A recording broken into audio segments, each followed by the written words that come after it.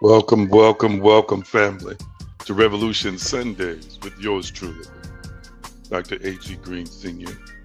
So glad to be on with you today. You know what to do. Tag, share, and text. Text, share, and tag. Let people know that we're on the air, and everybody who desires to join us can join us. Grand Rising or whatever time of day it is where you're watching us. I'm so glad, honored, and privileged to be with you on this particular day. What an honor. What a blessing. What an opportunity. And I am so glad to share with you. Tag, share, and text. Text, share, and tag with people whom you might think will vibe with us and who are looking for a true connection to the Creator, the Source, and the Sustainer. Let us pray. Almighty, we're so thankful and grateful for this opportunity that you've granted us. As we inhale you, and as we exhale, we push out everything that is contrary to oneness with you and with a mind and a heart that is filled with faith and optimism. We thank you even right now for our encounter and our experience with you on today. Thank you right now for healing and wholeness from the crown of our heads to the soles of our feet. Thank you for a transformational experience. All who watch are blessed, and blessed are all who watch. And we bless you. And we thank you, we esteem you, and we are so grateful for you. We remember the name, the power, and the consciousness of Yeshua HaMashiach. It is so, and so it is. Tag, share, and text. Text, share, and tag. And again, you are watching Revolution Sundays with yours truly, Dr. A.G. Green Sr. Let me know if you can see and hear me well. Let me know if you can see and hear me well. Grand Rising, my Krista. Let me know if you can see and hear me well. Blessings to you as well, Linda. Let me know if you can see and hear me well. Our resident therapist is on. Let me know if you can see and hear me well. Resident Mystic, Wesley Turk, Pastor Turk is on. Brenda's on today. All right. We got a loud and clear. My niece Hillary, my powerful niece, she's on. Say everything is good. Thank you so much. I appreciate your feedback on today. Philippians 4:13 says, I can do all things through Christ, through the Christ mind who strengthens me. I want you to type in the comment section and speak out loud, I can. Come on, type it in the comment section. I can. I can is an activation of faith. I can is an activation of inner strength and will. I can is an activation of divinity. I can is an activation of volition. It's an activation of will. I can is energizing. It's powerful. It's dynamic. I can manifest millions. I can manifest opulence. I can manifest love. I can manifest supernatural healing and wholeness in my body. I can manifest healing and wholeness in my mind. I can manifest good and great things on behalf of other people. I can. I can. I continue to speak that I can. I continue to know that I can.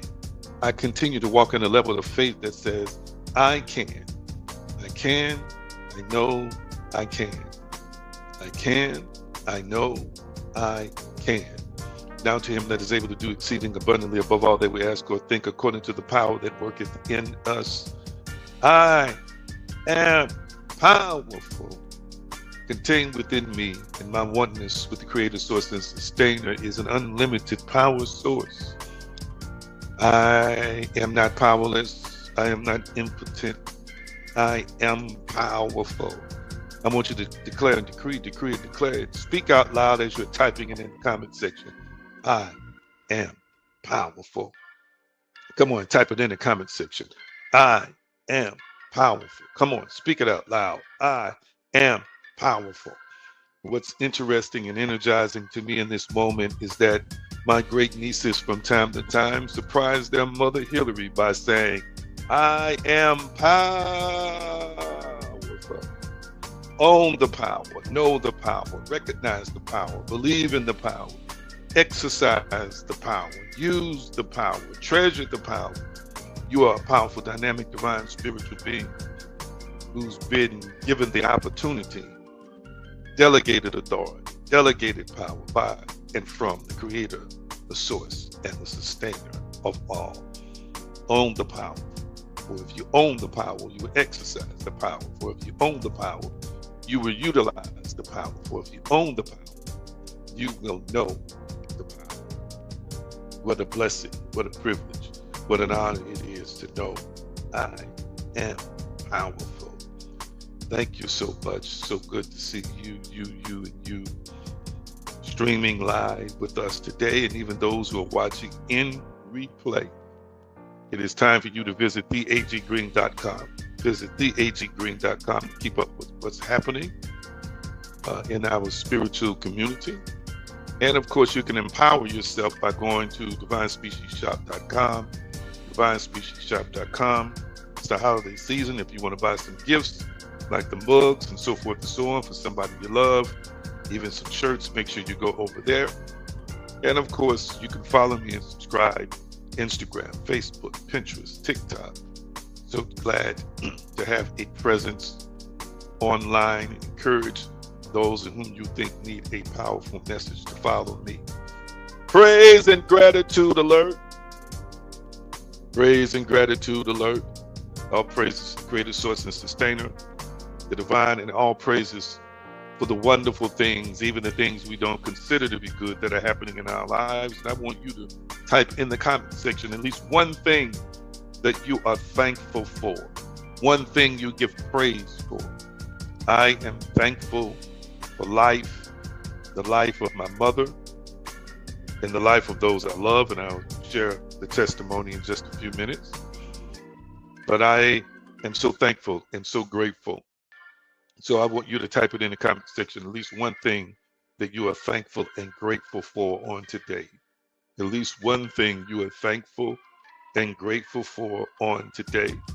Real quickly, at least one thing that you are thankful and grateful for today. Share it with us in the comment section, because I want to see what you are giving praise and gratitude for.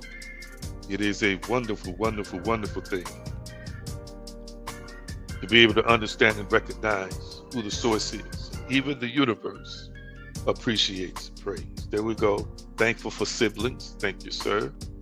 Anybody else? What are you thankful and grateful for today? What is your gratitude about? What is your gratitude about? What are you expressing gratitude for? Let's see. Grateful for my awakening in the divine that you have helped with, teacher. Thank you so much, sir. Appreciate you. Anybody else? What are you thankful and grateful for on today? What are you thankful and grateful for on today? What are you thankful and grateful for on today? Real quickly, let us know. Let's see. I'm thankful for a growth mindset, says Krista. Thank you so much. Thank you so much, Krista. Anybody else? What are you thankful and grateful for on today? What are you thankful and grateful for today? Real quick, what are you thankful and grateful for today? We'll put up another one. Let's see here. I'm thankful and grateful for my life, my strength, my health, family, friends. Thank you so much for sharing, Linda. And then Brenda says, I'm thankful for the divine healing power that is showing up and showing out within my loved ones. Grateful for this tribe. Thank you so much. Thank you so much. And then let's see here. Monica says, good morning. Thankful for being introduced to this group. Grateful for my growth and peace. Thank you so much. Thank all of you all right now for sharing what you are thankful and grateful for on today.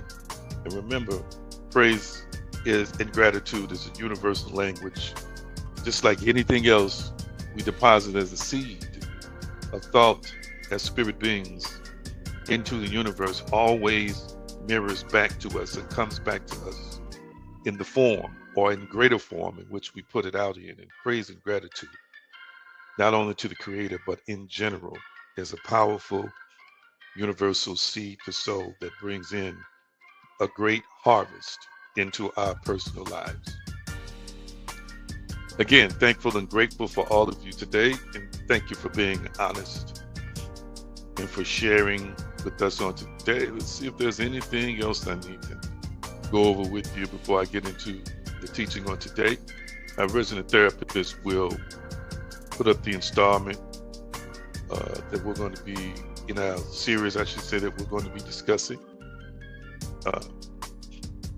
But we're going to make sure we use some of the original thematic text this time. Genesis 21, 1 through 2. Genesis 21, 1 through 2. And then we're going to go back to Ephesians 1:11, which is where we've been working for 2 weeks. Let me share a couple of things with you, a few housekeeping things before I get into the teaching on today. A few housekeeping things I want to share with you real quickly before I get into the teaching on today. I was not on this past Wednesday because some of you may know I spent 14 years in Georgia, and I do plan at some point in time to return. And about 2 years ago or so, I shut down. My life started shutting down there, and I came back to Missouri, and I have been supporting my mother there and been there with her until I relaunched. I basically stepped away from the world, as I have shared with you and a few audiences recently, that I moved into a cave. Like Elijah went to a cave, I have been in the cave, and you all are mainly the only people, with the exception of lately, because you know I had to do some eulogies. But you all are the only people I've been pretty much speaking to for 2 years, other than my social media group as well, through a video or a message or whatever. And so I was preparing to manifest a move at the end of this year or the beginning of next year. Went out of town for the holidays and received communication on Wednesday morning while I'm out of town visiting a loved one, that my mother's house, the place that I was staying, was on fire. Literally on fire. So communicated with my mother, who was able to get herself out of the house. And I want to share this testimony because this is why it's important to listen to what we call the voice of God. Some call it the higher self. We believe God is the creator, source, sustainer, the divine. But sometimes it's our own spirit voice that speaks to us. And she said to me, and I know her routine, would have typically been in bed when the fire started, but she heard a voice speak from within her that morning and say, get up early and get your bath so you can prepare yourself for your appointment that you have later on that day, but just get up early. So she listens to a prayer line and at a particular time, and she got up early. She got up early, went to the front and made her coffee. And while she was in the front making her coffee, and in that like family room is the computer that she spends time on, mainly shopping and looking around. And then the kitchen is, it's a big room, but the kitchen is also connected to that family room. She was making her coffee and she heard a pop, a loud noise. And then I think she said she saw some smoke or something like that. She grabbed her cane because she does use a cane.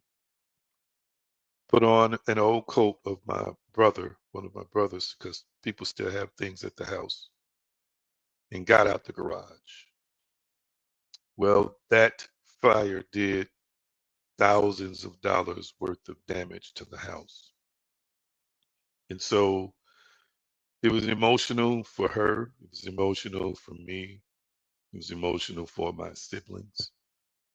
I did have some things in the house. I have a storage in Georgia where pretty much my life possessions are still in that storage, been there for 2 years. But I had some things in that house as well, clothing, electronic, thousands of dollars worth of equipment. I spent a lot of time in my father's old office uh, doing creative and spiritual work from his desk, which was actually his father's desk, which is 50 to 60, more like 60 years old. So that was a very emotional day. And when they were able to get into the house and look, this is how great the Creator is. There were two areas that had the least amount of damage in the whole house. And my brother was shocked. He was saying, your room where you slept was basically untouched. It was it was the best room in the house. Then the place, the office, where I am most of the time and where my father spent thousands of hours praying, studying, handling business. I just stepped into that office a couple of years ago, reorganizing it, so forth and so on. He said was the second best room, basically untouched. But the rest of the house needs a lot of work, and they've sent me pictures, so forth and so on. So immediately, uh, our resident therapist, and I appreciate him, no matter how wise and intelligent you are, no matter what people perceive you to be as a sage, a counselor, there's safety in the multitude of counsel. And so he immediately texted me later on that day. It's almost like he knew me. And he said, you don't need to stream tonight. Well, I shared with him and then I shared with uh, my fiance that I call my wife that I have done things, I've been through 10 times worse, 20 times worse, and still preached, still taught. And he started it out and said, you don't need to. You need to be available for your family, recoup emotionally. And she said the same thing. So I didn't stream Wednesday night. That's why when I tell you I shed some tears, I never thought I'd shed tears. But the history with that house family is I moved into that house as a child. Our family moved there when I was in the 6th grade. A lot of memories in that house, a lot of artifacts, a lot of relics in that house, thousands of pictures in that house. And number one, I'm grateful that my mother got out. That's number one. She's still alive. 84 years young, she was able to get out of that house. The testimony is, had she not followed the voice that spoke to her, she would have been on the side of the house where the fire was. The fire broke out, they believe, in a bathroom and tore up that whole bathroom. Her bathroom in her room that is across on the other side of the wall, but it spread through that hallway into the furnace. Had she been slept as late as she normally would have, she would have had to try and get through that fire and that smoke, because you all know it's not always the fire, it's the smoke inhalation that kills a lot of people. It's not even just the fire. She would have had to find a way to navigate through the fire, and a person who walks on a cane. So the fact that she followed the leading of that voice, and I'm encouraging you right now, when the Spirit speaks to you from within, and you know it's the Spirit, follow the voice. It's what saved her life. She said to me, you could have been making arrangements for for me. But she said she was so grateful, even though she was super nervous, that she got out of the house. And of course, had I been there, had I not had a leading like she had, I would have been on that side of the house myself. because sometimes around the time the fire happened, I'm still in the room before I go to the office to put in my work for the day. So I'm so thankful and grateful for miracles. I'm so thankful and grateful for God, for the Creator. I'm so thankful and grateful that our faith works. Our faith works. And so that's why I didn't stream Wednesday night. I took some great advice from those who love me, and just made myself available, to rest and have relaxation and so forth and so on. So I thank the love of my life, and I thank my resident therapists for their encouragement, for their empowerment. It means a lot to me.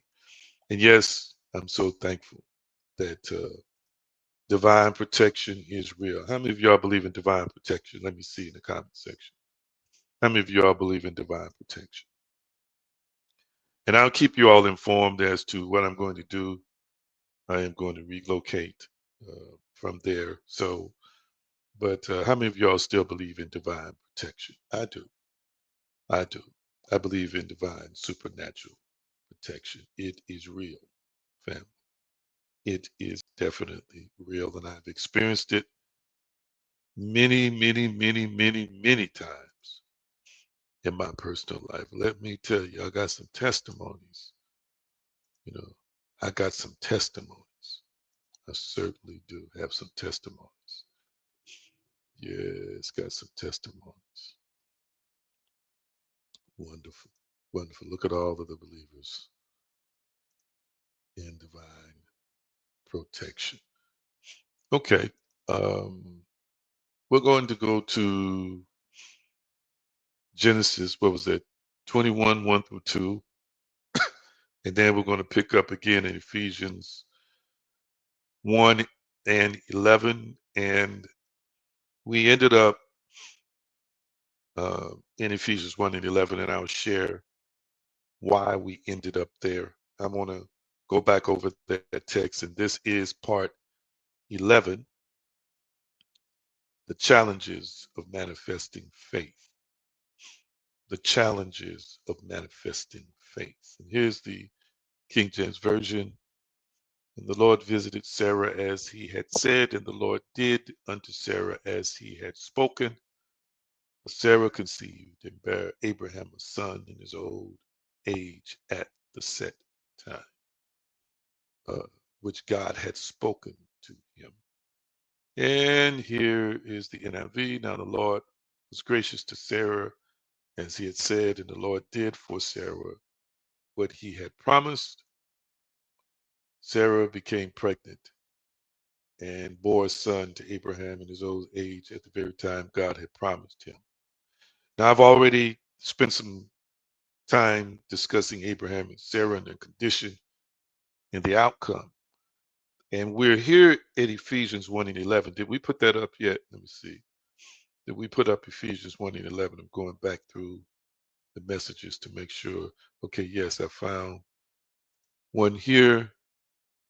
In whom also we have obtained an inheritance, being predestinated according to the purpose of him who worketh all things after the counsel of his own will. I've begun to exegete that text about 2 weeks ago. Okay. Do we have the NIV up for that yet, Hillary? Let's see if she put it up. I don't see it yet. I'm sure it'll come up on the screen here soon. Um, why are we here? We are here because I want you to understand that as a spiritual being who is one with God, and we're going to peruse briefly through uh, the text again before I get into some new things I want to bring or extract from that text. I want you to know that you are an unlimited being and faith is unlimited. But what I want you to see and know and recognize is that you and I are spiritual beings who do live in a construct. Okay. We do live in a construct. We do as spiritual beings who have the ability to exercise faith in God in this universe, manifest whatever we desire. Yet there are boundaries as it relates to our physicality and as it relates to the three-dimensional realm that we must know exists. And I'll bring that out. Now, boundaries in terms of your abilities, but boundaries in terms of where you and I dwell right now as spirit beings who possess a soul and live in a body, or as spirit beings who also have a physical body existing on a physical plane. I'll bring that out a little bit more in just a few minutes. In him, the text says, in him, in Christ consciousness, in the field of Christ consciousness. Again, referring us back to Christ. And again, I recognize that some of you all are going to be used to traditional uh, theological interpretations of the text, which there's nothing wrong with that, but there is a spiritual metaphysical meaning attached to every text that is actually divinely inspired. Now, do I believe every text in the Bible is divinely inspired? No. Texts about women wearing coverings over their heads and all this other stuff that people actually think is God telling them to do this stuff is not God. It is simply the recording of a series of historical accounts or historical lifestyle or lifestyles in that time in history. I don't want to get into that. And if you want to know more about what my thoughts are about the Bible, so forth and so on, there's like a 5-6 set series on the Bible in our Patreon community for paid tiers. If you've read that, I think our resident therapists have read it. Let me know if you've read that series. It is a wonderful series with all kinds of receipts to support what I'm thinking in the moment. The NIV, in him we were also chosen, having been predestined according to the plan of him who works out everything in conformity to the will of his purpose. Thank you so much for that. So in him, this is referring from classical theology to our union with Christ. Metaphysically, we see it as living in a field of awareness. In other words, Christ is the indwelling divine pattern or God consciousness in which your true self, my true self, exists. I love what Yeshua says. And like I told you, I'm going to do some teaching, and I think it's John 14:12. But Yeshua says, when you've seen me, you've seen the Father. And he also tells us that it's the Father that does the works. Yeshua's life is really a direct uncovering of the awareness of the Father and of God consciousness in all of us. His life, his lifestyle, his pattern, his um, um, existence, everything he does points to not only him being a mediator of the divine name, but also exposing us to what we call the Father, which is the divine, which is the creator, the source and sustainer that exists within us. So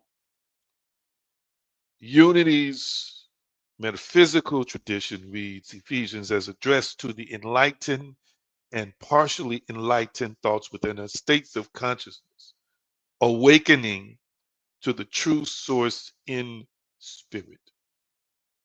Hear what I'm saying today. It signals. So in him, family, signals a location of consciousness. I'm going to say again, in him, in Christ, in the Christ mind, in Christ consciousness, signals a location of consciousness. You exist inside a Christ field, not outside of God trying to get in. I'm going to put that in the comment section. I might have highlighted that last week, but I'm going to put it up for you to see because I really, really, really need you to embrace this. I really, really need you to embrace this. You exist inside a Christ field, not outside of God trying to get in. The danger in religion is that it teaches you separateness or separation from the Creator. It's dangerous. It's dangerous because it dumbs you down, it diminishes and reduces you. And you are taught that you must have a religious experience, or you must say certain words, or you must repent before you can be one with God. I just don't think it's accurate. I really, really, really don't.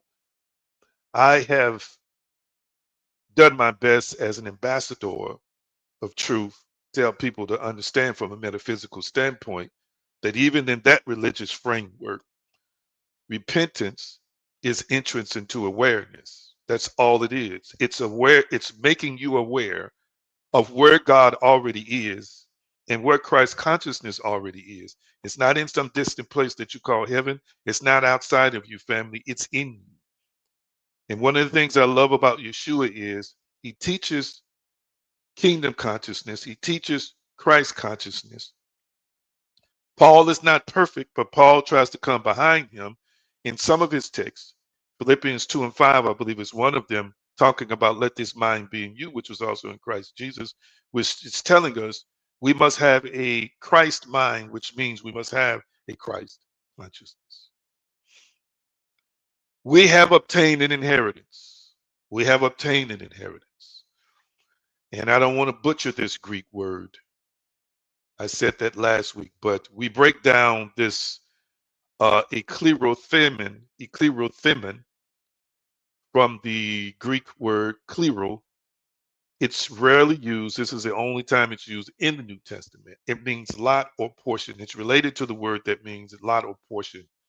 And it means to be allotted by lot or to be made heirs, assigned an inheritance. And remember, metaphysically, you're not trying to earn something from God. I want you to type into the comment section. I'm not trying to earn anything from God. Type that in the comment section. I'm not trying to earn something from God. I'm not trying to earn something from God. Family, please stop trying to earn stuff from God. And I know the sin consciousness, the sin teaching, all these other things is a stain on the soul of people. And the lofty expectations that people attach to what they consider to be holiness, and I grew up in all that, has really put people in a psychological frame of mind where they just don't feel like they can and ever will measure up to any of God's standards. We'll talk more about that later. You are discovering what has already been allotted to your being from eternity. If you wake up in the morning and know that you're good enough to do something, there's just a freedom about that. There are so many Christians who wake up every day and it's taught to them to say you're not worthy. It's taught to them to feel like you're not worthy. Well, feeling like you're unworthy will cause you to have a challenge of acceptance, and feeling like you're unworthy will challenge your stability, your psychological stability. It will challenge your spiritual stability. It will challenge your physical stability, because all of those things are an amalgamation. They're a composition of one in us. So if we feel our spiritual footing is at stake based on our performance and our inability to please God, these are thoughts we have. So now we, within ourselves, are feeling like we don't measure up as a being, as a person, to the Creator. And so we're constantly striving to be good enough. And this, in turn, will have some kind of impact on the physical body, whether it creates stress, whether it creates symptomology of sickness and disease, because trapped now within the tissues of your body are the thoughts that you've transferred to it that says, we are loved by God, but I'm not really worthy of being loved, and I'm not even really worthy of existing and having and doing and so forth and so on. People struggle with that every single day. It's the reason why when people start talking like I used to talk in church and get away from that message and start esteeming and empowering folks, those people not only are blessed and cry and weep. But then some other segments of the group are wondering, well, why are you not beating them over the head with sin? Why are you not telling them that they're not this and that they're not that, according to what the scripture says? I understood that it was a message of condemnation. Let me move on. Your inheritance is a state of being. It is a state of being. It is participation, family, in divine life, wisdom, creativity, love, and power. Oh my goodness.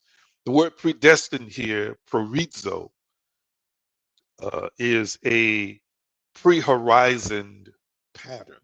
It literally means marked out beforehand. Marked out beforehand.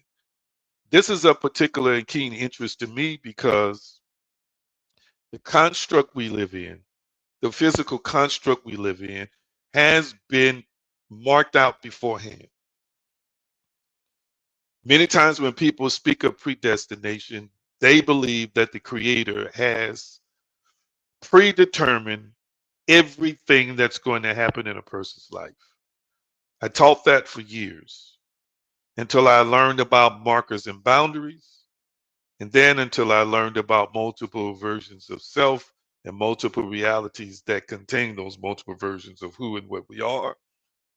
Start realizing and understanding that in the mind of the creator, source, sustainer, the divine, and in the mind of a universe itself, one decision creates a whole new universe of things that happen after we make these decisions that are separate from the other decisions the other versions of us have made. So there is a you, family, that has made all of the wrong decisions. There is a you that made a different decision. And that you is living alive and well in a universe that still exists, that's still real, not only to that you, but to the creator who sees all roads, who sees all universes, who sees all entities, who sees all beings. But what I want you to see is that you're living in a physical body that is determined beforehand what its limitations are. You're living in a physical construct that is determined beforehand what its limitations are. This is a fact, and of course, this is true. One of the things that limits us is the physical side, is the physical body, because the physical body is designed to live in this physical universe. So I'll give you an example. You are really a spirit who lives in a natural body or natural housing. I would not encourage you to go to the highest building in the world and jump off and think you're going to survive. Is it possible for you to survive? Of course. But something supernatural, family, would have to take place for you to make it. In other words, the God divine portion of yourself would need to be activated in order for you to be able to survive a fall from the highest building you can jump off of. Why? Because the physical body has parameters. The physical body is marked off with limitations. Before you put this housing on, there were limits attached to it. And yes, can you stretch the limits? Can you expand the limits? Of course you can. Can you use the supernatural to enhance it? Of course you can. But for the most part, the average person will never operate in a mindset where they can jump off a building, family, and survive. Just like the average person will never be able to do like what Yeshua recorded in walking on water. Y'all talk back to me. Y'all talk back to me. So when we as spirit beings and faith beings who deal with this physical body in this physical world, yes, we as spirits can do supernatural things in concert and oneness with God that the natural order says is not allowable, that natural laws say aren't allowable. That's when the super takes over the natural. But I do want you to understand and see that as faith beings, we can rise above these limitations, but understand you're always more powerful in pure spirit form than you are living in a body. So predestination, as I shared with you, is a divine blueprint for being. It's a divine blueprint for being. Remember, I said this before your personality story, there's a pattern of wholeness, your Christ self, already complete in God. You existed before you came into this physical body, already complete in God. I'm going to say it again. You existed somewhere before you came into this physical body, already complete in God. Life is the process of awakening to and embodying that pattern, not trying to create your worth from scratch. Let me get on. I'm giving you a recap of what I already discussed. One text says, God chose us in Him before the foundation of the world, and then sends us into this world of experience so that glory may unfold. So, in a sense, that Greek word "porizo" is the pre-imagined fullness of your being in God, the pre-imagined fullness of your being in God, the pre-imagined fullness of your being in God. I want you to type in the comment section, I am spirit and I am supernatural. That's the pre-imagined being that you are. Type it in the comment section. I am spirit and I am supernatural. So you have to deal with the limitations of the flesh, the limitations of the simulation, but you can rise above that. This is the point I want to make. You can rise above that, which is exactly what Abraham and Sarah's story is about, rising above the physical construct, the physical parameters that would say to them they could not do certain things. Did you hear me? I'm not bringing out the physical to tell you you're limited. I would never do that. But I am bringing out the physical to help you to understand that in order for you to accomplish many of the things you desire in life, you must access the spiritual by faith. You must access the universal construct by faith. You must rise above these physical parameters in order to be able to achieve the success. I am spirit and I am supernatural. I used to say I am a spirit, but I say it differently now. I am spirit. That's really who and what I am. And that is the part of me and the part of people when they have an out of body experience, whether it's due to death or whether it's just them being able to come outside of the bodies. That's what that person is dealing with, is experiencing. That is the spirit essence or the spirit being of who and what they are as spirit, according to the purpose of Him who works all things. The purpose of Him who works all things, or according to the prothesis, the purpose of the plan, or and the word boule, counsel, thelema or thelema is will. God is the one who works out everything in conformity with the purpose of His will. The divine, the creator, is the one who works out everything in conformity with the purpose of His will. Family, metaphysically, reality is not random. It is permeated by intentionality. Now, I'll get a little bit deeper into the will because people think that the will is just contained within the book. The will is not, all of the will is not really contained within any book. Okay. Some of the things I have just expressed to you in terms of inheritance, who and what you are before you came here, and what you are to experience in this life is a part of the will of the Creator, not oppression and not subjugation, but liberation and freedom and self awareness. Hear me. So reality is not random, it is permeated by intentionality. We have learned that. What existed before we came here has intent, as exists because of intention. First of all, the creator who created the construct that we know as the cosmos, and then we as creators who live within the framework of this construct are constantly using intention to create what we can consider or define to be bad, or what we consider or define to be good. So the same love intelligence that patterned the cosmos is at work within the details of your life, seeking to bring the Christ pattern in you into full expression. Into full expression. Hear what I'm saying today. I want you to type in the comment section, I want the Christ pattern to manifest in full expression in my life. I want the Christ pattern to manifest in full expression in my life. I want the Christ pattern to manifest in full expression in my life. I want the Christ pattern to manifest in full expression in my life. Type that in the comment section. Let me tell you how weird I might be. Let me tell you where my heart and my mind is. For example, I have a friend who operates deeply in the prophetic, and he has had out of body experiences where he has visited other countries. And again, traditional Christians, including some apologetic scholars, it's a form of ignorance, actually think that it is evil and witchcraft for you to come out of your body. And I'm going to have discussions about what witchcraft really is, maybe 2026 or 2027. I just got so many things I need to discuss.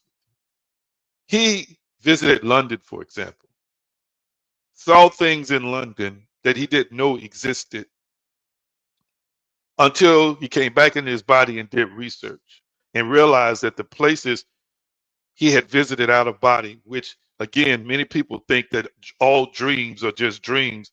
Many dreams are out of body experiences. You just don't know it. That there's a part of you, that spiritual essence that's really not limited to the body unless you believe it's limited, will leave your body while you're asleep and travel places.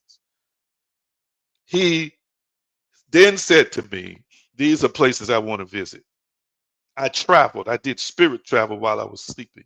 I came back. I looked it up and like, wow, this is an actual street. This was an actual business I was just at. He had never seen it before.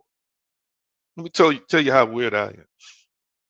I have such belief in the other side. I have such belief in the spiritual dimension and the spiritual aspect of my being, the spirit that I am, and what some people call the astral plane and the astral world.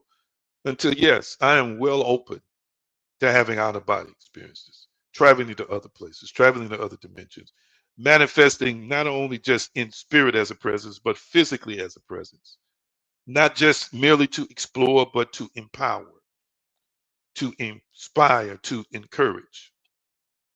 Are you hearing me? Now I'm going to share something with you. I'm going to share something with you. This is not in my notes. I just feel like I need to share. I need you to know where I am on the spectrum. I need you to know that I believe in our infinite being, or the infinity that exists within us and the infinity that is us, and how we must learn how to access that, to um, master the construct, to master the prorizo, to master the physical limitations. One time, the Spirit spoke to me and said, I want you to, before you go to sleep tonight, I want you to send out various different versions of yourself while you sleep. Split yourself up into 50 people and go out into the world and do some good. Communicate, talk to people, bless people, whatever the case may be. Now, I know that sounds crazy to y'all, don't it? Doesn't it sound crazy? You ain't never heard, some of y'all ain't never heard them like that before. It's like, this is crazy. This man is off. What's wrong with him? Listen, listen. You are a divine spiritual being who has already created your reality and co-created it. There's a whole lot more you can do if you just knew you could do it. So I did that multiple times, spoke to myself, saw it within my imagination, created the experience, said what I was led to do, and did it. All of a sudden, family, I started having these strange, what I call dreams. I saw murders. I saw me having conversations with people in distant places I had never been physically. I saw events and had interactions with people, again, in situations that I didn't know them in my regular natural world. And this went on for a series of nights. And I'm like, what in the world is going on? Why am I dreaming this? Why am I seeing this? Why am I having these encounters? And why am I seeing myself doing this and doing that and helping this person or having this conversation or being an eyewitness to certain events? And then the Spirit spoke to me and said, those versions of you that you sent out into the world that's having experiences with people. I'm going to pause there. If Philip could be translated, which is recorded as something in the text, if Paul could come out of his body, whether in the body or out of the body, he said, I could not tell. You and I can come out of our bodies, but you didn't know you can multiply yourself. I know you didn't know that. I didn't know that until the Spirit spoke to me. Yes, I know of people who have come out of their bodies and showed up in a physical form in another place. And these folks are Christians who love God, but they are mystics of sorts because they recognize that I am not, as a spirit being, I don't have all these limitations that religion has imposed on me. I was literally as that version of myself, as I was instructed to do, in different places in the world. While my physical body was one place, the duplications of me were in other locations. I know that might be deep for y'all, but I'm sharing it with you because you're my tribe. And what I want you to realize is that you are traveling by spirit many times, whether you know it or not. That's why when you wake up, it feels so real to you. And that's why some of these events y'all have seen manifest in your physical world, because you experienced it either before what we call time, or you experienced it to create it as something that would show up in the physical world. I am a believer in accessing all of the divine part of you, or as much of this, your divinity, as you can, while you're in this body and while you're in this iteration of your existence, and to use it for good. Am I making any sense to anybody? Did that scare anybody? Did that scare anybody? I literally want the Christ pattern to manifest in the full expression of my life. You ought to be walking on water. Yes, you should. And I gave you the illustration about people jumping off the buildings. There is a person on this planet, I believe, who could fly. There are some people who are so in touch with their divinity. They're so in touch with their supernatural side. They're so in touch with the God, the isness of God that is them, with them, and a part of them, that's why they are accomplishing supernatural feats. There are people who can walk through walls. Y'all quiet. There are people who can walk through walls. There are people who can hear conversations across the country. There are people who are in the presence of other people as a spirit, watching things happen in their lives and then telling them about it later. Their body is 1,000 miles away, 500 miles away, but they are there in spirit listening to everything. I know I've done it, and I know people who've done it. This is how powerful we are. There are people who have healed themselves from cancer, healed themselves from AIDS, healed themselves from all kinds of maladies and sicknesses and diseases. They didn't grovel, they didn't beg. They knew that they were a powerful spiritual being, and the Creator showed them the solution, how to heal, use their own spiritual power to heal themselves. The greater works is what people want to erase. The modern day church talks about it at the apex of its message. The preacher has people excited, and then they bring it up, but then they don't show people how to do greater works. And then they'll say, well, that was Jesus. Well, why would Yeshua say it if it wasn't possible? Why would he declare it and it wasn't possible? Well, people would say, well, it's because of this. Well, it's because of that. Well, he's one with God. We're not really like that. He's of a different substance. He's humoisis and all this, homoousis and all that. I ain't got time to get into all that. That's not what he said. That's not what he declared and decreed. And if your faith tells you that you've got to be limited to what you experience in the construct, if Abraham's didn't have the faith to believe he could transcend physical limitations, we wouldn't be reading about an offspring, a child being birthed from a woman who was barren all her life, and a man who became barren in the later years of his own life. Catch what I'm saying today. I want you to start seeing Ephesians, this text, as an instruction manual for consciousness. Ephesians represents the enlightened and partially enlightened thoughts in us. In Christ represents the divine idea of humanity, the indwelling pattern of spiritual sonship and daughtership. The Christ mind and the pattern of the Christ mind is fused and one with us, but we must make ourselves available to us. See inheritance. Inheritance is the sum total of divine ideas available to us. Life, love, power, substance, intelligence. Hear me. These are things that are a part of your inheritance. Yeshua said, I come that you might have life and have it more abundantly. So why, family, if you have the Christ mind, and I know this is new teaching, if you have the Christ mind, why aren't you invested in the belief of abundance?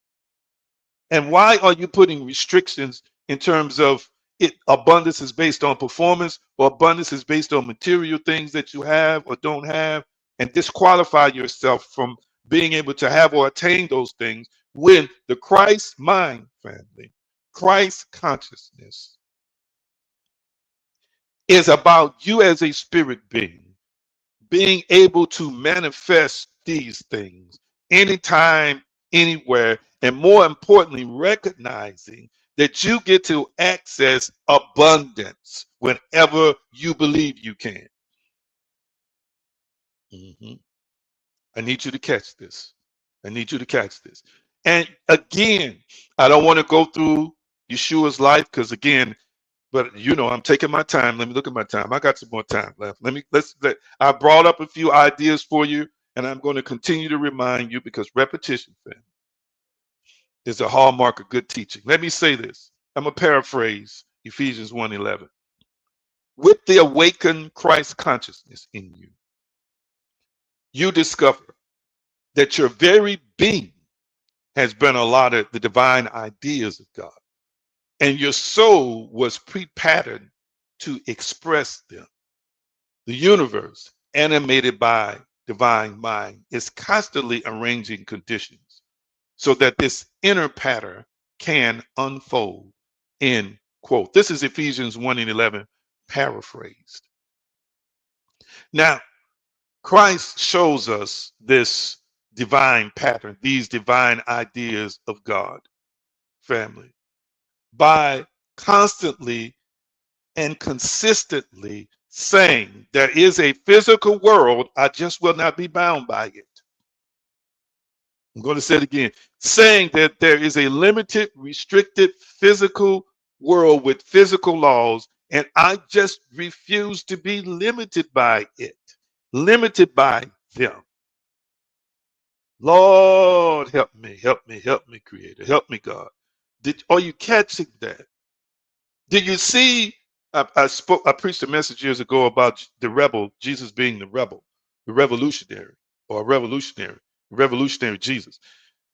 Every time we turn around, okay, this awareness of the Father, this awareness of God, dubbed the Son of God, who thought it not robbery to be equal with God, is constantly breaking natural laws.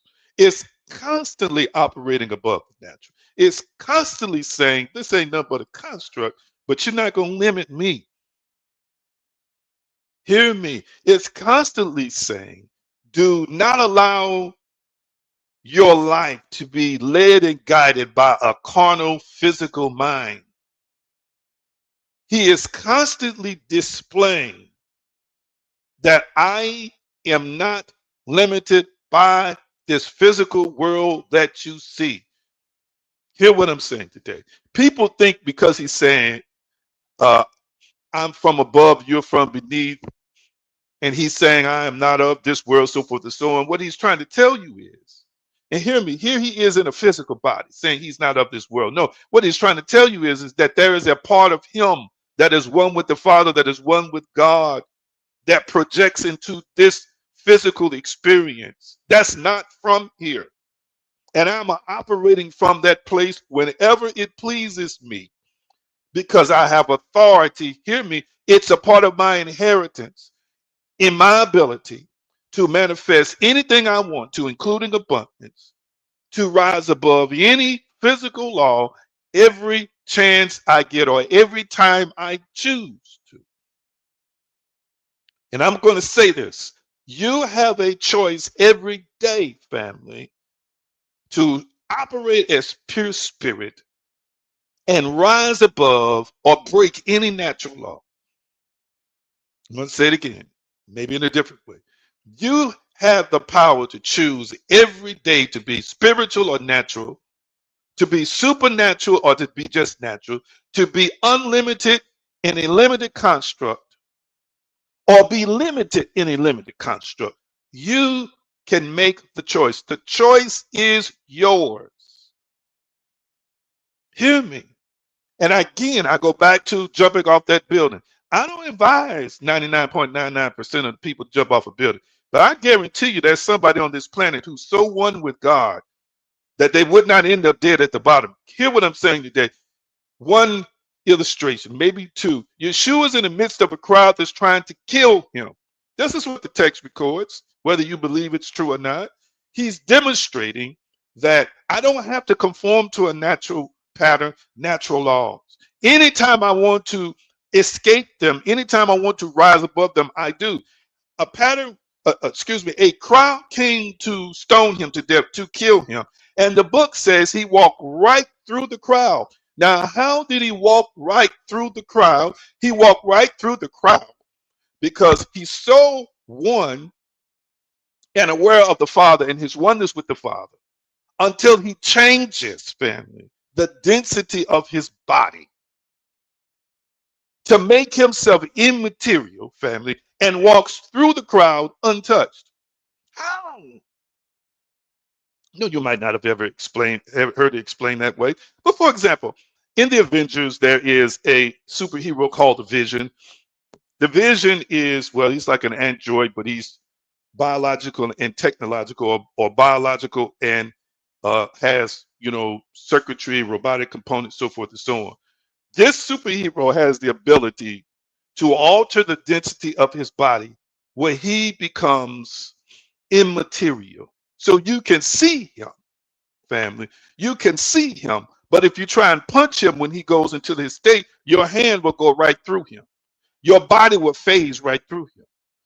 And when he's in this state, he can phase through walls. This is what Yeshua did in that particular text. He's in the middle of a crowd and walks right through them. His body is altered, literally, to walk right through a people who's trying to destroy him. Oh, it's in the book. You've got that same ability. Hear me. I've talked about Peter walking on water. Why is Peter walking on water? Yeshua is walking on water. Why is Yeshua walking on water? Yeshua is not walking on water to gloat. You notice when Yeshua does anything supernatural, he's not gloating about himself. He's not saying, oh, look at me. I'm so powerful. I'm so dynamic. Ooh. He does it, family, like it's normal. He presents it as if, this is everyday life for me. So he's out there walking. Y'all know the text. I'll maybe revisit it in the next year or so. He decides he wants to steal away and go into a mountain to pray. And instead of him catching a boat back to the other side, because he had told them, y'all go on to the other side, he decides he's going to walk on water. He decides, I'm not going to catch a boat. I'm just going to walk to the other side. They happen to see him while they're toiling in the ship in a storm, walking on water to the other side, like it's nothing. And then when he finally approaches the boat, and Yeshua and Peter asked Yeshua, can I come out here? Can I step out here on this water? Yeshua's not like, how dare you, because I have all the power. He's not saying, how dare you ask if you could walk out here? This is something only reserved for me. He's like, no, come on. Come on and join the brother out here. Is it resonating with you? Instead of you putting Yeshua in a distinctive class of power and ability that you don't have you ever considered that Yeshua is saying, come on out here and do exactly what I did or greater? Come on out here and work some miracles in your finances. Come on. Come on out here and work some miracles in your own personality. Come on. Come on out here and heal yourself. Come on out here and heal other people. Come on out here and show people a greater. Have you ever considered that Yeshua is calling you out here too? Have you ever considered that the pattern that he demonstrated in his life was to show you that you can do exactly what he can do, and of course greater? Because all of the things in terms of possibility that a divine being can do, he did not display while he was here. Because what is recorded is just a few years. Are you catching what I'm saying? Am I making any sense to anybody? So I want us to start focusing more on the supernatural divine side of ourselves and not the physical side of ourselves. Neville's perspective about predetermined glory and imaginal inheritance. Now, this Neville doesn't comment line by line on Ephesians 1 and 11, but he repeatedly uses Ephesians 1 to explain predestination as spiritual completion. In other words, the destiny is already accomplished in the heavenly inner realm, the heavenly inner realm. And I'll get to that later. I don't want to break that down today. Family, we are sent into the world to awaken to that finished work. That finished work. The natural doesn't look finished, but the finished work is in us. Here's what I want you to hear me say. We can be terraformers. You know, terraformers change the landscape. They change the physical geography of a place. For example, terraforming is what has been done for years, where people are creating their own islands in the middle of the ocean. That's terraforming.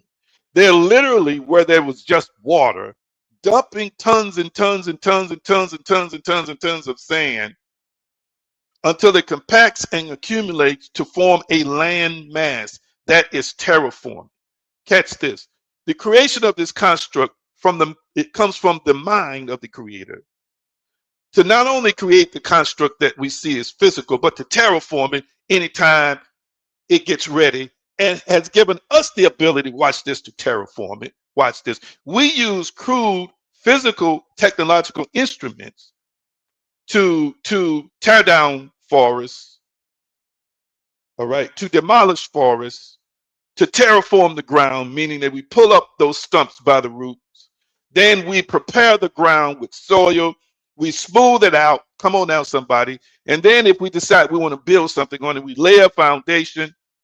We put the pipe, the plumbing, all of that stuff in, the electrical. That's a form of terraforming. But I want you to understand that everybody is a terraformer. Everybody has power and ability, watch this, to move mountains. What people don't understand is that Yeshua is talking about faith to move mountains. He's talking about your ability to terraform. He's talking about your ability, if you want to literally change the landscape of your life. You can change your geographical location. You can change your physical location. You can change where you currently are. I need you to catch what I'm saying today. What you see Yeshua did, you have the power and the ability to do it. Let me get back to it. We're sent into this world to awaken that finished work. In other words, when it's awakened in us, that is finished in us, then we can use that awareness, that ability, that knowledge to change anything in an unfinished physical world, and in an unfinished physical sense, and even mental sense, in anyone or anything. Imagination is the faculty by which we align with the already finished pattern. Why do I keep bringing up the imagination? And why does Neville even say the imagination is God? Because you and I live based on our imagination. If you can't think and see it as done, you're not going to live it as done. I'm going to say it again. If you can't think and imagine it being done, then you can't see it done in the physical and natural sense, because everything that people are experiencing in this construct is based on your imagination. So if you imagine you're a failure, that's why things keep popping up in your world to confirm that you're a failure. You're not really a failure, but you've decided I'm going to believe I'm a failure. So things keep coming up in your world to show you that you're a failure, unless the creator steps in to change your mind, to transform your mind and present bits of information to say, hey, this is not who I am, and help you alter it. You will continue to experience self-defeating things. Lord have mercy. Somebody help me today. In the Christ imagination, we have already received our share. We were pre-patterned to awaken to this inheritance, as the one presence shapes every state and circumstance to bring us into conscious union with our true identity. I want you to type in the comment section, I have a true identity. I have a true identity. Type that in the comment section.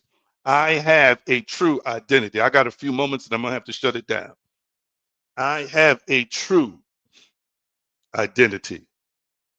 Type that in the comment section. I have a true identity. Type that in the comment section. I have a true identity. Wow. Wow. I need you to really hear me. I need you to let that register with you. I need you to let that resonate. I need you to let that vibrate in you. I have a true identity that's purely divine, that's purely conscious. Now let me see. Let me see if I got time to finish this. Let me see if I got time to finish this. Can I have a few more minutes? Let me know. Do y'all got a few more minutes to hang in here with me? I really want to touch on something today. Maybe I should save it for next Sunday. Let's see. Let's see. I want to break down a statement by Meister Eckhart, but let me see. See if I got time. Let me see if I got time. Let me see what y'all saying. Do I have time? Do I have time? I got a couple of yeses. Okay. Okay. Okay. Let me take a few more minutes, and then we're going to receive a wonderful offering today, and I'm going to be done. Check this out. Remember, I quoted this from Meister Eckhart, this famous line, the eye with which I see God is the same eye with which God sees me. Now, again, this is a parallel to Ephesians 1:11. And how? Listen, if your eye and God's eye are one, I'm going to say it again. If your eye and God's eye are one, then your true subject is already rooted in God.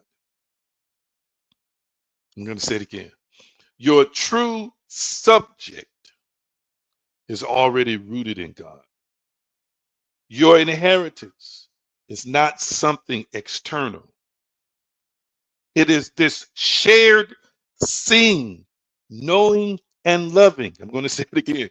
It is this shared seeing, knowing, and loving. Oh, I felt that. This shared seeing, knowing, and loving. You know what has saved me on many occasions, even before I got to where I am now, was seeing the moments of clarity where I saw like God. Oh my goodness. Oh my goodness. Oh my goodness. Oh my goodness. Where I saw like God. Hear me. Hear me. Hear me. Did y'all catch that phrase? When I saw like God. I'm going to ask you a question. What happens when you see like God? What happens when you see like the divine? What happens when you see like the creator?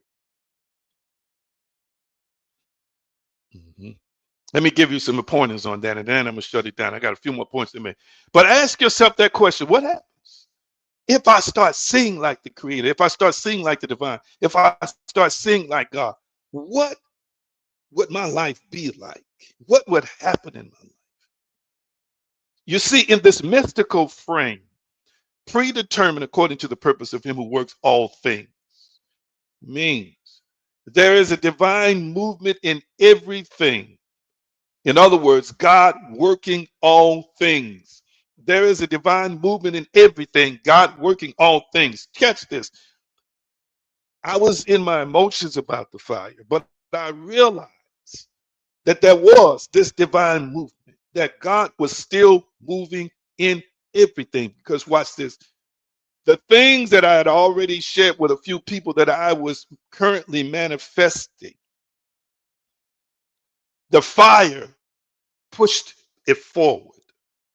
Catch this. In so many different ways. It pushed it forward in terms of inspiration in me. It pushed it forward in terms of unraveling the plan and strategy for my personal life and what is to happen next. I need you to catch what I'm saying.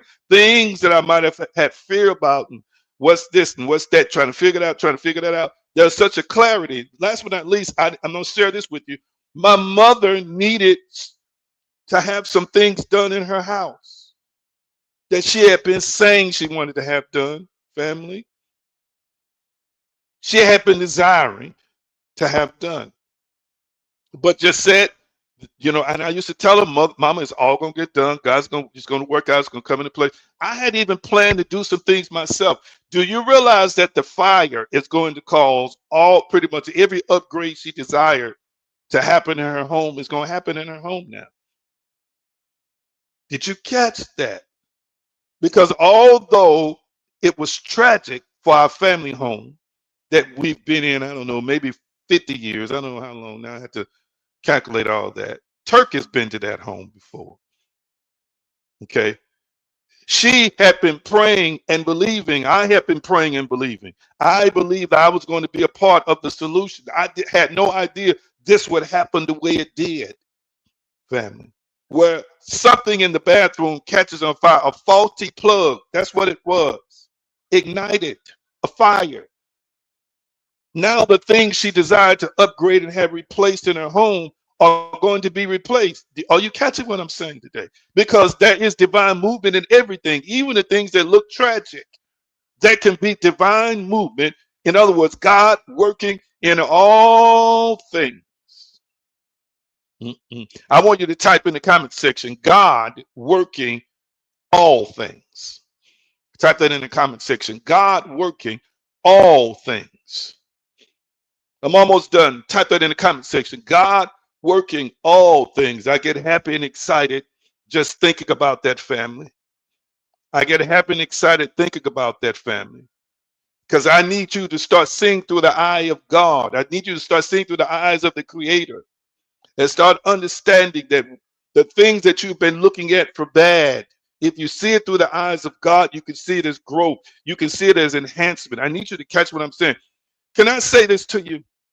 Can I say this to you? It is very possible, fam, that you could be seeking to manifest a car and the car you have breaks down. Catch this. I'm going to say it again. It's very possible you can be seeking to upgrade your car, or you can be seeking to improve your car, or you can be seeking to get another car, family, but you keep riding in that car. You keep hanging in there with that car. You keep doing things with that car. Catch this. How do I know this? I've seen it in people's lives where they were holding on to a car with no heat. Hear me. They were holding on to a car that they were spending hundreds of dollars on for repair work because it was in their budget, because they felt like they could not afford something else until the car broke down or until the car deteriorated to a point where they could not drive it. And then guess what happened? They developed the faith to get another one. Is it possible that in the things that we see breaking down in our lives, that it's a part of the plan for it to break down to stimulate the God in you, the divine in you, to rise to another level of creativity and creation and manifestation, to bring into your life what you really deserve and what really is in your heart anyway to manifest. Ooh. God working all things. And I've been spending some time chewing on what Yeshua said, that it's the Father that doeth the work. Catch that. It's the Father that organizes and orchestrates the miracles. It's the Father that organizes and orchestrates the detail. The purpose of the movement is union. That the consciousness in you and the consciousness of God realize their oneness. Oh, that's powerful. The purpose of the movement is union. Catch this. So God's working in all things. But in this movement, you recognize that your consciousness and God consciousness is one or are one. You realize their oneness. Your life events are not arbitrary. They are raw material through which that realization deepens. Ooh, come on here, somebody. Catch what I'm saying today. It's in that moment that you have to reach deep into your connectivity with the Creator.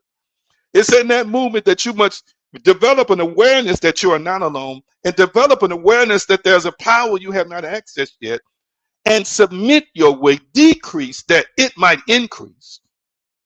Break down the wall of partition, the dividing wall. Watch this. There's a wall sometimes that has been created between us and the Creator. Yes, you are dynamic, you're powerful, but you can access the divine, you can access the Creator, you can access someone and something that is responsible for creating everything and experience the benefit of that oneness. Catch this, catch this. Sometimes people in desperation arise to a new level of manifestation. I got to stop here. Couple more points. Couple more points. This intersects beautifully with psychological insights about meaning. Viktor Frankl, remember, he survived a concentration camp, Jewish concentration camp, reflecting on suffering in the camps, loved Nietzsche's line. Nietzsche says, those who have a why to live can bear almost any how. Those who have a why to live can bear almost any how. Wow, wow. Those who have a why to live can bear almost any how. That's so good. I'm going to put it up on the screen for you real quickly.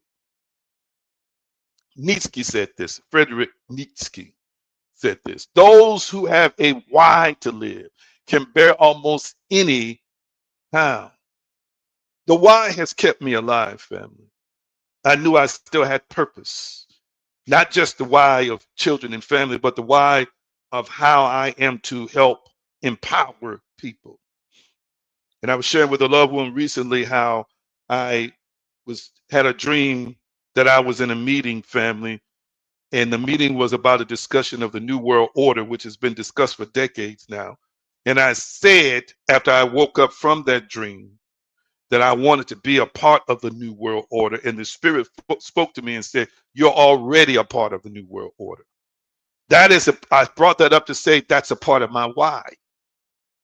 The shaping and the cultivation of a spiritual species that has been consumed by its physical natural side and its allegiance to religion and religiosities and the concepts and frameworks of that has produced the people who are not spiritual, has produced the people who are minimal in their power, and has produced the people who has reduced their self-worth, self-esteem, self-concept, self-consciousness, so forth and so on.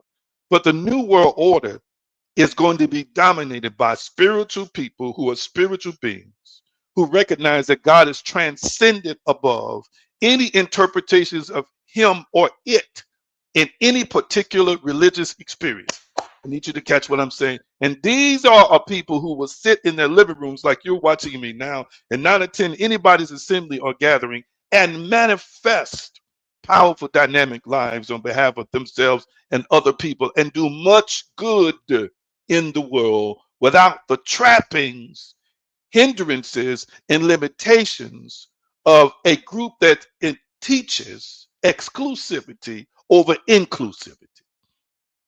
Hear what I'm saying today. It is the answer to the why that will lead you to how. Hear what I'm saying. Ephesians 1:11 is a cosmic why you exist within a purposeful field where your deepest identity and God's purpose are alive. Ooh, my God. You exist within a purposeful field where your deepest identity and God's purpose are aligned. I want you to type it in the comments section. Type this in the comments section. My deepest identity and God's purpose are aligned. Type that in the comments section. My deepest identity and God's purpose are aligned. Well, I feel that one. My deepest identity and God's purpose are aligned. Type that in the comment section. My deepest identity and God's purpose are aligned. Yes, yes, yes. Your deepest identity is aligned with God's purpose. Watch this. God's purpose for that identity. God's purpose for you. The divine's plan for how you are to show up as the best version of you in this construct. They are aligned. You are not a person who's meant to live out an oppressed life. You are not a person who's meant to be ruled by rejection. You are not a person who's meant to be ruled by subjugation. You're not a person who's meant to be ruled by lack and scarcity. You're not a person who's meant to be ruled by trauma and pain. You're not a person who's meant to be ruled by discord. You're not a person who's meant to be ruled by sickness and disease. You're not a person who's meant to be ruled by any errors and mistakes you made in your past. You're not a person who's meant to be ruled by a poor image, self-body shaming. You're not a person who's meant to be ruled by poverty. You're not a person who's meant to be ruled by the feeling of insignificance, the feeling of a low self-worth. You're not a person who's meant to be ruled by the by physical systems. Hear me, by racist systems, by sexist systems. You are not a person, family, who's meant to be ruled by these things. These are things imposed by man's perspective to limit. But you've got to know that with the God in you, with the God that's a part of you, all things are possible. You've got to know that all things are possible to them that believe it. And you've got to know that when you speak to mountains, they're removed, they're cast into the sea. You've got to know that the things that you pray, you have them. You got to know that you know that you know that it is not the truest intention of the Creator for you to be limited and bound by any physical limitations you see, by any of man's limitations that are imposed upon you, by any improper convictions that just don't fit you. I love the biblical text of how Saul tried to give his armor to David, but it just didn't fit. People are constantly trying to put stuff on you that don't fit. Your abilities are so extraordinary that you don't need somebody else's armor. Catch this. You are built with such a powerful dynamic connection to the Creator, to the Father of all things, that a few smooth stones on a rock, a slingshot, is all you need. People are stacking up stuff and heaping up things and trying to accumulate stuff, and the only thing you need is one rock. Hear what I'm saying today. The only thing you need is one opportunity. The only thing you need is one foot in the door. Catch this. The only thing you require is one connection. The only thing you require is faith in yourself. The only thing you require is one pivot, and it's going to change everything. I'm speaking to people who are operating in fear. I'm speaking to people who've been operating in doubt. I'm speaking to people who've been operating in if I can, or can I do, or can I not do. And I encourage you right now in this moment to allow faith to be an effervescent weapon, an effervescent being, an effervescent thing that rises up in you and declares and decrees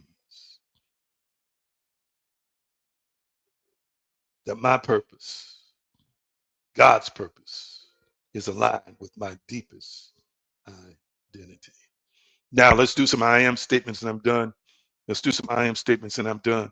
I want you to type I am and then define, create on the other side of the I am, the right side of the I am, the state of consciousness, the state of being, who and what you are.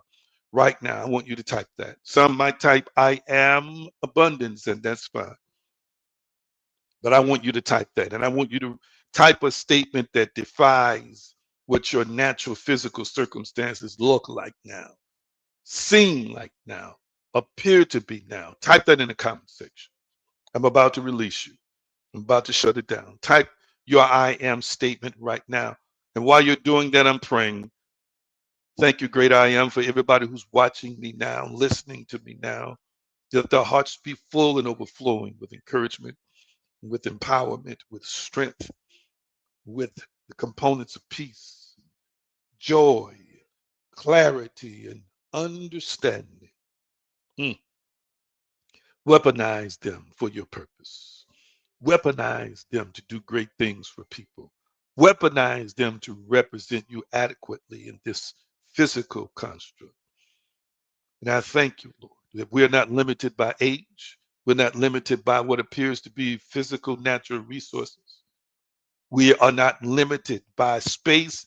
We're not limited by time. We're not limited by education. We're not limited by the opinions of other people. But I thank you that I am, that I am. I am peace. I thank you that I am the fullness of my divinity. I thank you that I am powerful with faith in God. And I thank you that I am powerful. To every spirit who possesses a physical body who's watching me right now, thank you for your presence where there's never an absence. And thank you for your presence, the presence of the Father that's doing the work in them right now. And by faith, I declare and I decree that it is done, it is so, and so it is. Thank you, thank you, thank you. I appreciate you all so much. And I want you to prepare your hearts to give. Let me know what you thought about the presentation today. What did you think about the message today, the teaching today? Real quickly, talk to me. Talk to me. Oh my goodness, I feel it. I feel it. I feel it. I feel it. I feel it. I sense it. I sense it. I sense it. I know it. I know it. I know it. Thank you. Thank you. Thank you. Thank you. Thank you. Talk back to me. Talk back to me. How you feeling? What are you thinking? It's now. It's now. It's now. It's now. It's now. It's now. Remember, every moment is now. Remember, every moment is now. Remember, every moment is now. Remember, every moment is now. Even as I am rebuilding my own life, God worketh in all things. Did you catch that? What I want y'all to know is that everything I teach, I've had to live to survive. I've had to live to make it. I have had to live to keep going. I've had to live, and it has created provision and supply. This is not theory. This is what I practice every single day. Every single day. Thank you. Thank you. Thank you.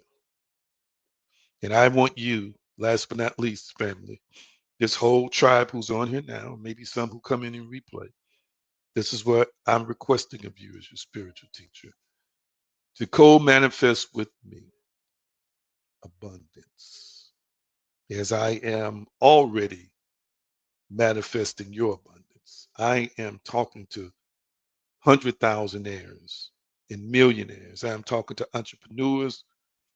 I'm talking to people who are making money while they're sleeping. I'm talking to people who are healed and whole. I'm talking to people who are in the best relationships of their lives. I'm manifesting this with you and for you. I want you to co-manifest with me, family, abundance and overflow in your prayer time, in your meditations. See me in abundance. See everything I do, everything I touch, prosper and turn into gold. See it with me. And I know with your agreement, it ensures even more so that it's done, that it is so. Love y'all so dearly. And I'm going to release you with the shalom blessing. Shalom, shalom, peace, wholeness, and prosperity. Nothing missing and nothing broken. It is so, and so it is. I love you so dearly. See you in a few days, and continue to watch the pop-up videos on how to finish this year strong. I got some more things I'm going to share with you in terms of content to enhance you. Love you. See you soon. Thank you for being a part of this journey of awakening and transformation. Support the light through Revolution Inc. by liking, sharing, and giving.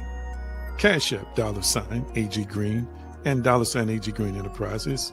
You can also give by Zelle. Anthony G. Green at hotmail.com is what you use. And Chime $Anthony/Green/336.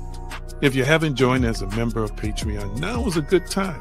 We're a spiritual community that's evolving, transforming, and ascending. If you like what you have seen and heard, connect with us. It's time to vibe with your tribe. Also take time to visit theaggreen.com for the latest developments, and just explore divinespeciesshop.com for spiritual tools to elevate your life. Your love and support helps keep this mission alive.